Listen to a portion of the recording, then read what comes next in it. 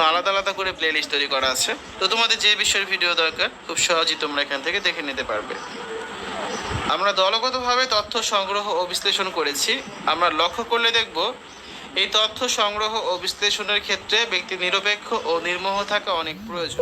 তাই এখন আমরা দলে আলোচনা করব অনুসন্ধানের পুরো প্রক্রিয়ায় আমরা কিভাবে ব্যক্তি নিরপেক্ষ ও নির্মোহ ছিলাম। এরপর যে কোনো প্রেক্ষাপটকে ব্যক্তি নিরপেক্ষ ও নির্মোহভাবে বিশ্লেষণ কিভাবে করা যায় তার কৌশলগুলো দলে আলোচনা করে নিচের ছকে লিখে ফেলি। তো এখানে একটা ছক আছে বা খালি ঘর আছে, এখানে হচ্ছে তোমাদের ব্যক্তি নিরপেক্ষ নির্মোহ থাকার কৌশলগুলো কিন্তু লিখতে হবে, ঠিক আছে? তো আমরা এটা পূরণ করেছি, আসলে দেখি কি লেখা যেতে পারে। ব্যক্তি নিরপেক্ষ নির্মোহ থাকার কৌশল: 1. বিভিন্ন দৃষ্টিকোণ থেকে সমস্যা সমাধানের জন্য বুদ্ধিভিত্তিক দৃষ্টিকোণ অবলম্বন করতে হবে। 2.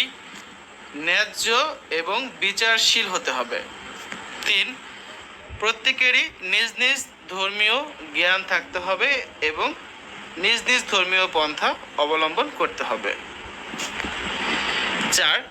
অন্যদেরকে সম্মান করতে হবে এবং সহিষ্ণুতামূলক আচরণ করতে হবে। 5 নম্বরে হচ্ছে ব্যক্তিত্ব সম্পন্ন মানুষ হতে হবে। 6. ইতিবাচক মানসিকতা পোষণ করতে হবে। 7.